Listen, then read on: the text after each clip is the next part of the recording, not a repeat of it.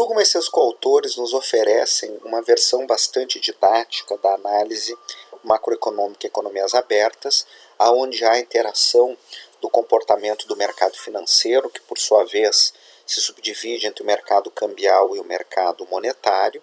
Lembrem-se que isso é exatamente o que nós vimos no ponto 3 do programa, quando nós apresentamos a paridade de juros e a análise do equilíbrio em portfólio no mercado financeiro. O mercado de bens, que vai estar em equilíbrio quando a oferta e a demanda por bens e serviços estão equilibrados, igualados, de modo que nós temos a dimensão do mercado financeiro, cambial e monetário, são as duas partes neste modelo, e o mercado real, transação de bens e serviços em economias abertas, e o resultado em conta corrente.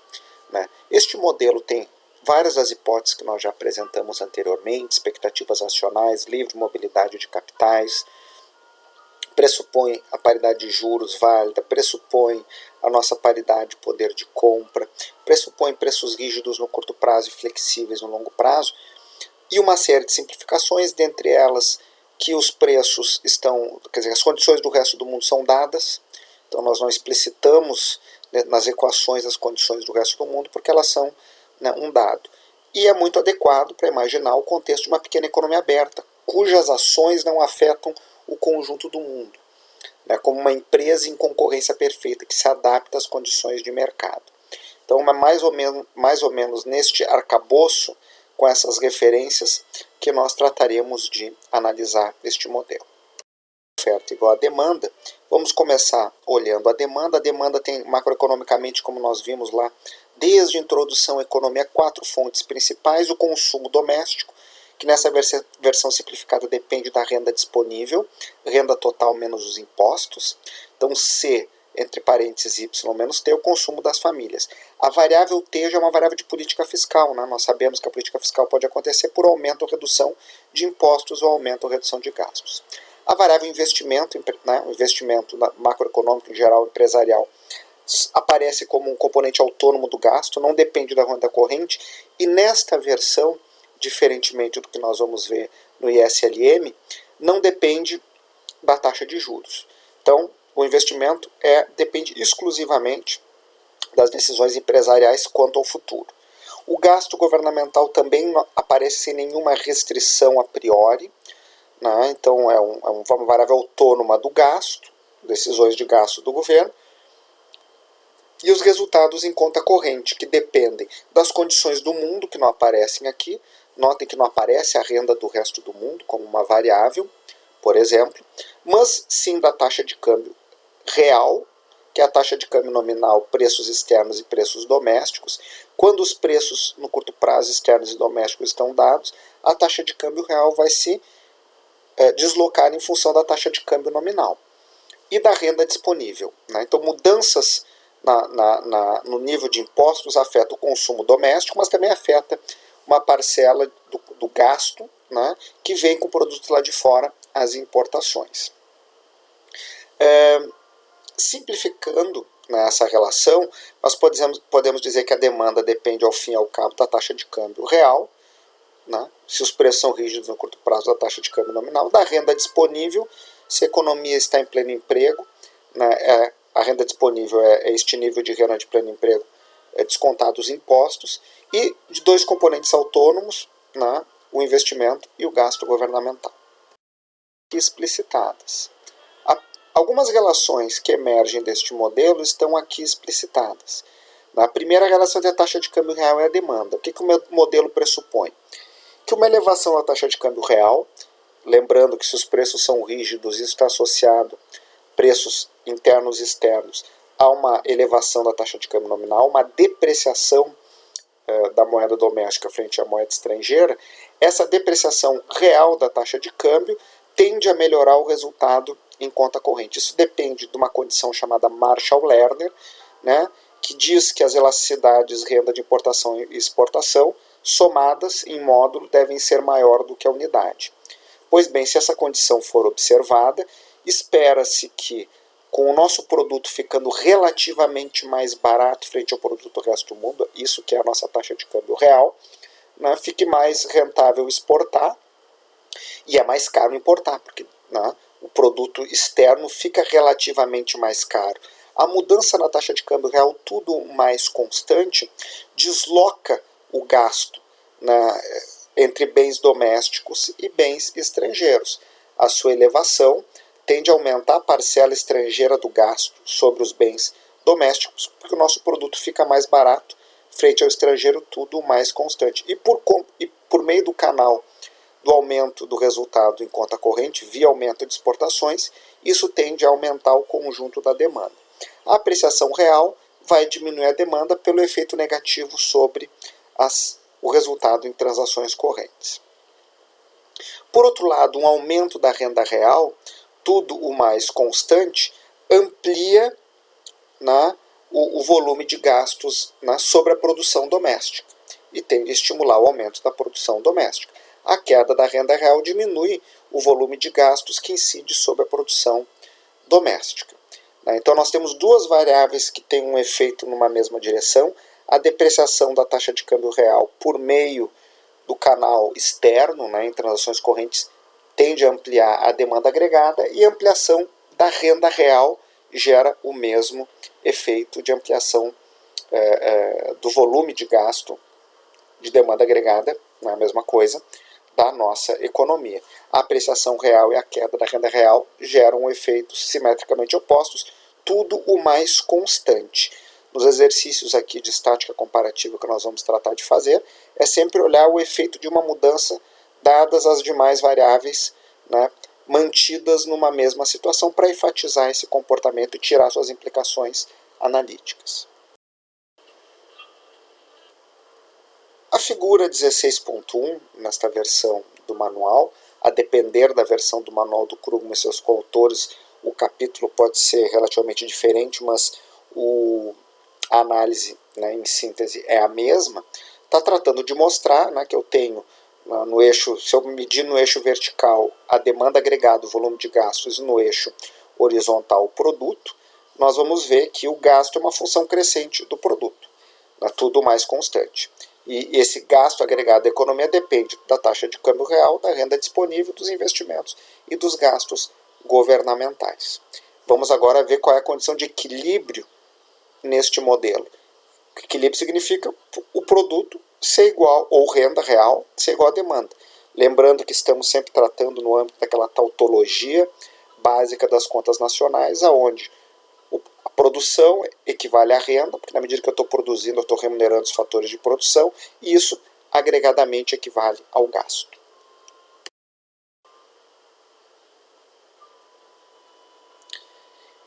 É exatamente a partir desta identidade contábil fundamental que é construída esta figura. Que figura é esta? Ela está mostrando equilíbrio no mercado de bens. A reta de 45 graus é uma reta que, por construção, todos os seus pontos são de equilíbrio. Equilíbrio no sentido estrito que o modelo aqui afirma. Oferta agregada é igual a demanda agregada. Quando a economia está em equilíbrio? Pergunta o modelo. Quando a oferta agregada for igual à demanda agregada. Por definição, nessa ponto sobre a reta de 45 graus, todos eles são de equilíbrio. Por outro lado, o volume de gastos da economia está expresso na função de demanda D1. Esta função de demanda expressa o comportamento específico daquela economia em termos dos seus níveis de preço doméstico e externo, taxa de câmbio nominal, níveis de impostos dada cada nível de produto, volume de investimentos e volume de gastos governamentais. O ponto 1 é um ponto de equilíbrio, o único possível, porque é aquele que a intersecção entre a curva de demanda agregada específica associada aos parâmetros do modelo, com a curva imaginária de 45 graus, a partir da qual todos os pontos são de equilíbrio por construção. Se eu estiver num nível de renda acima do nível de renda Y1, o volume de gasto é maior do que o volume de produção. O volume de produto vai ser maior do que o volume de demanda agregado. Sempre que isso está acontecendo, começa a se acumular o volume de estoques nas empresas, que vão responder a isso reduzindo a produção. Eu vou ter uma contração. Então, todo ponto acima de Y1 é um ponto de desequilíbrio, porque eu tenho mais produção do que demanda na economia. Por outro lado, pontos abaixo de 1, como o ponto 2, eu tenho o contrário. eu tenho um volume de demanda que excede a produção. Isso mantém os estoques abaixo do nível planejado, as empresas respondem a essa situação ampliando a sua produção até chegar ao ponto 1, que é o único ponto de equilíbrio nessa situação específica. Vamos ver o que muda esse equilíbrio até para entender a relação entre câmbio e produção tudo mais constante.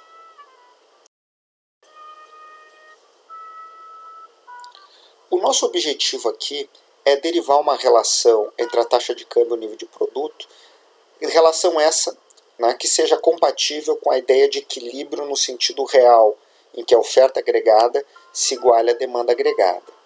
Assumindo, portanto, que os preços são fixos, tanto na economia local quanto no exterior, nós observamos que aumentos na taxa de câmbio nominal geram aumentos equivalentes na taxa de câmbio real. Quando isso acontece, a elevação da taxa de câmbio real gera uma ampliação no gasto sobre a produção doméstica. Por que isso? Porque para quaisquer níveis de produto, né, os nossos bens estarão mais baratos, para quaisquer níveis de gasto, os nossos bens estarão mais baratos com respeito aos bens do gasto mundo. É isso que é a nossa taxa de câmbio real. Isso vai fazer com que para quaisquer níveis de produto, todo o volume de gastos da economia se eleve. Aquela nossa curva de demanda agregada, né, no plano analítico que nós vimos anteriormente, que eu tenho um plano bidimensional com o gasto no eixo vertical, o produto e a renda real no eixo horizontal, aquela curva de demanda se desloca, como nós vamos ver na sequência.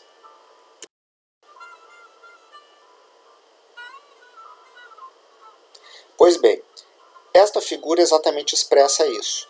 Então, a curva de demanda agregada inicial, em azul, ela está associada a uma taxa de câmbio E1. Se eu alterar para E2, tudo mais constante, mantidos rígidos os preços domésticos e externos, mantidos os níveis de imposto, mantido o gasto governamental e o volume de investimentos, todo o gasto da economia se eleva para quaisquer níveis de produto, Y1, Y2 ou YN. Por isso que a curva se desloca, a curva de demanda agregada, para a curva vermelha acima. E, portanto, nós teremos um novo nível de equilíbrio, o ponto 2 agora, associado a uma renda 2 maior.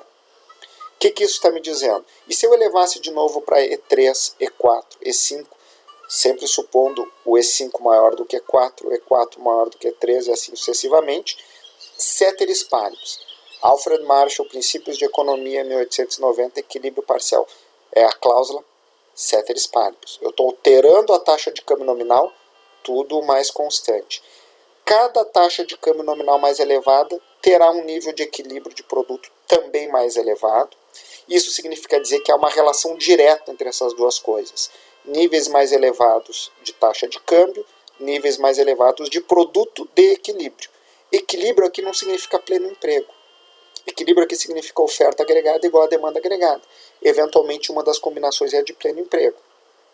Outras podem levar a economia para uma situação de pressão inflacionária e outras podem revelar uma economia que está com desemprego elevado ou pressão deflacionária. Esta figura traz a anterior e permite compreender e derivar a curva DD. O que é a curva DD?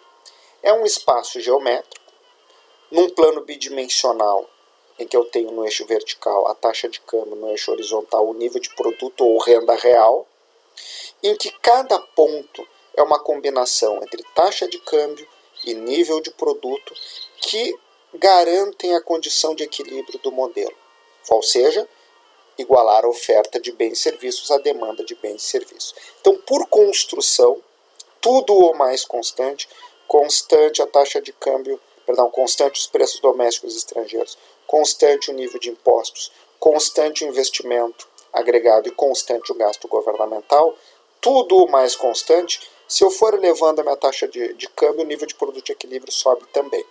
Então, mudanças ao longo da curva DD são mudanças entre nível de taxa de câmbio e nível de produto de equilíbrio, em que cada combinação per se garante o equilíbrio macroeconômico, insistindo que equilíbrio macroeconômico aqui não significa pleno emprego, significa tão somente oferta agregada igual a demanda agregada. Então, deslocamentos ao longo dessa curva são mudanças dentro dessa situação, né? Eu posso ter um câmbio mais alto com um produto mais alto ou um câmbio mais baixo com um produto mais baixo. Vamos ver agora o que desloca a curva como um todo, e não deslocamentos ao longo da curva.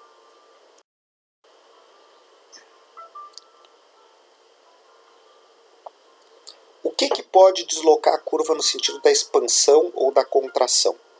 Todos aqueles fatores que eram considerados dados.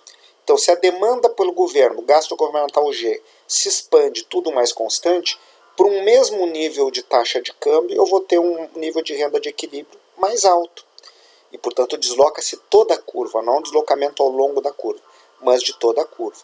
O mesmo efeito expansionista ocorre com uma redução de impostos, com um aumento dos investimentos, com uma queda no nível doméstico de preços, que equivale a uma melhoria da taxa de câmbio real, com um aumento do nível de preços estrangeiros, que também equivale a uma melhoria da taxa de câmbio real, com uma variação na estrutura de gosto dos consumidores, né? Tanto as variações do consumo doméstico quanto as variações da demanda estrangeira, que não estejam associadas a mudanças em níveis de renda, que são mudanças na estrutura de gostos e preferências per se. Então, todos esses aspectos expandem a curva de demanda ou, no sentido contrário, reduzem. Seriam políticas contracionistas. Então, se a política fiscal contracionista implica uma queda do gasto do governo e ou aumento de impostos, tudo isso contrai a curva DD.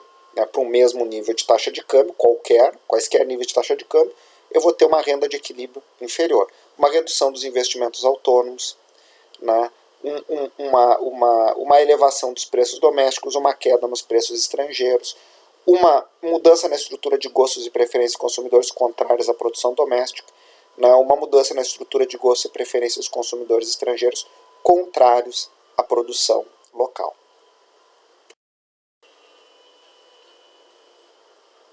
A presente figura traz esse exemplo, ou seja, o efeito de um aumento do gasto governamental tudo mais constante. Na parte superior, nós temos a nossa curva de equilíbrio, né, que eu tenho a demanda específica com seus parâmetros, e a demanda agregada é medida no eixo vertical, e a renda ou produto de equilíbrio no eixo horizontal. Né, a reta de 45 graus é a reta aquela que, por construção geométrica, todos os pontos são de equilíbrio. Pois bem, nesta economia, o gasto governamental sobe de G2 maior do que G1, tudo mais constante. Constante a taxa de câmbio nominal, preços, níveis de impostos e gastos de governo. Com isso, todo o gasto se desloca para cima, eu vou ter um produto maior. Porém, como as taxas de câmbio não se alteram, né, para o nível de taxa de câmbio E0, né, eu vou ter um nível de renda maior. Se eu tiver uma taxa de câmbio E1, né, eu vou ter um nível de renda maior também, se fosse E1, se fosse E2. Né? Independentemente do nível de taxa de câmbio, se essa se mantém e eu tenho uma elevação do gasto governamental, desloca-se toda a curva e não somente um ponto da curva. Então isso aqui é um exemplo de uma política fiscal expansionista. Uma queda nos gastos, nos impostos teria o mesmo efeito, ou um aumento de investimentos também teria o mesmo efeito, investimentos privados. Na sequência, vamos ter que dar uma olhada no lado financeiro e juntar os dois lados para tentar ver como é que o equilíbrio macroeconômico se ajusta às mais diversas situações.